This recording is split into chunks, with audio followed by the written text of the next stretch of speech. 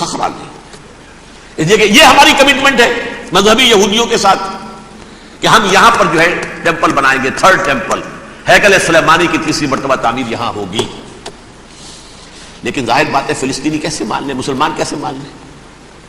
یہ ہے وہ چیز کہ جس کی وجہ سے وہ سارا معاملہ ناکام ہوا. ویسے مجھے یقین ہے کہ اگر فلسطینی مان بھی لیتے تبھی یہودی جو ہے جس طریقے سے اسحاق ربیون کو اس نے قتل کر دیا تھا تو یہ اس کو بھی, یہود باراک کو بھی قتل کر دیتے, اور وہ کسی صورت تسلیم نہ کرتے کہ یہ یروشلم جو ہے یہ انڈیوائیڈڈ سٹی نہ رہے بلکہ ڈویژن ہو جائے اس کی, اور صرف مغربی حصہ ہمارے پاس رہ جائے اور مشرقی جو ہے عربوں کے پاس, کبھی تسلیم نہیں کرتے, مر جائیں گے.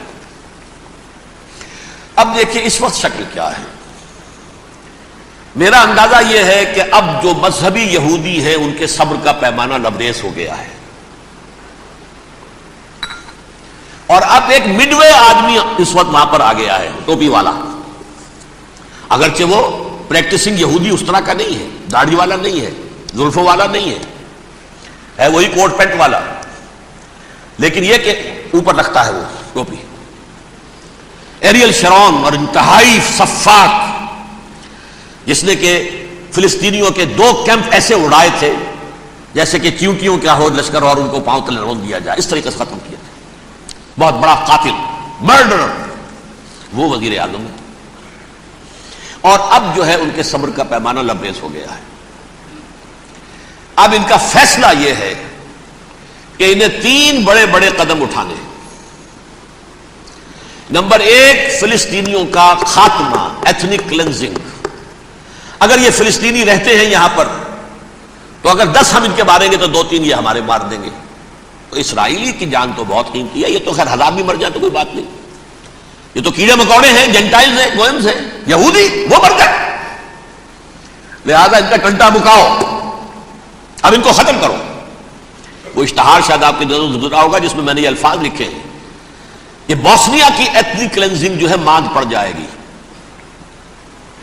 اور جو کچھ ایتھنک کلینزنگ ہوئی تھی 500 برس قبل ہسپانیہ میں, اس کا نقشہ آپ دیکھیں گے دنیا میں.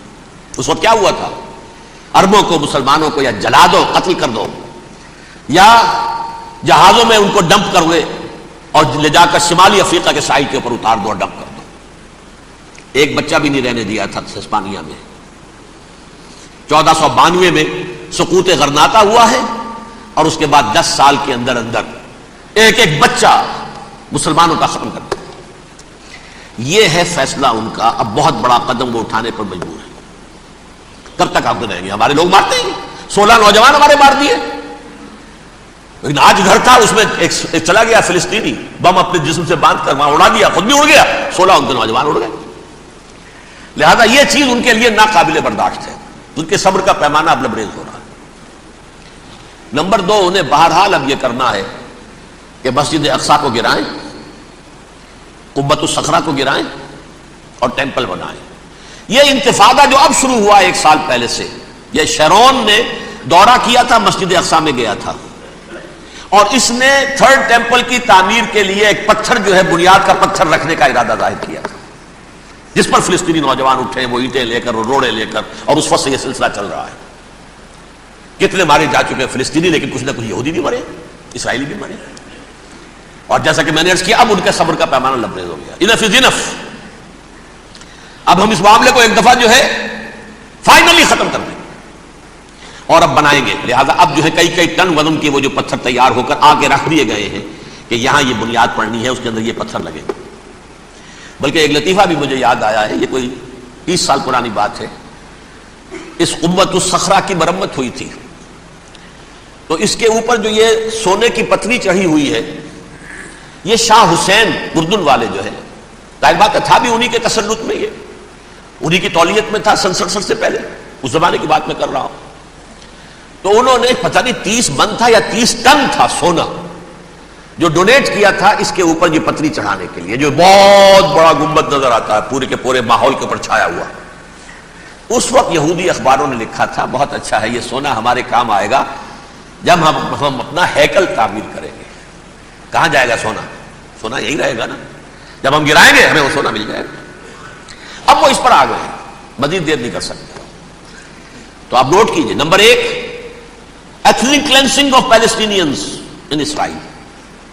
Number 2, demolition of the Askabox and the Qubbat al-Sakhra.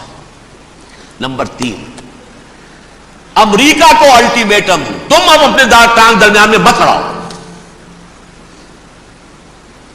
اور اس کے لیے دھمکی، اگر تم نے ہمارے معاملے میں رکاوٹ ڈالی تمہاری اینٹ سے اینٹ بجا دیں گے۔ نیتن یاہو نے یہ کہا تھا میں واشنگٹن میں آگ لگا دوں گا۔ یہ انہوں نے امریکہ میں عظیم ترین دہشت گردی کر کے امریکہ کی ایڈمنسٹریشن کو، انتظامیہ کو یہ دھمکی دے دی ہے کہ باز آ جاؤ۔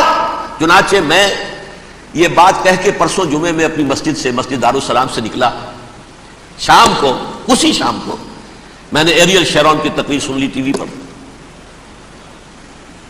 It is not acceptable. Don't appease the Arabs at our expense. We are not going to become Czechoslovakia.